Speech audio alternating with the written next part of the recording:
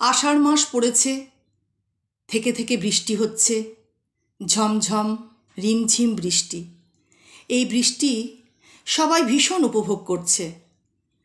আর এই নিয়েই কবি সুজান মিঠি একটি খুব সুন্দর ছোট্ট কবিতা লিখেছেন।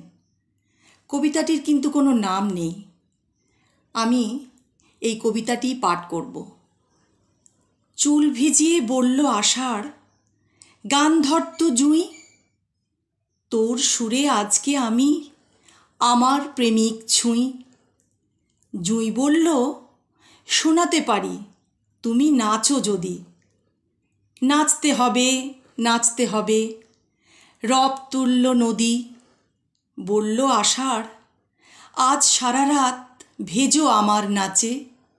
জুঁই বলল, আমার কাছেও রাত জাগা সুর আছে। নাচছে আষাঢ় ঝমঝমাঝম, জুঁই গাইছে গান। অবাক চোখে দেখছে ক্ষেতের ছোট্ট কচি ধান।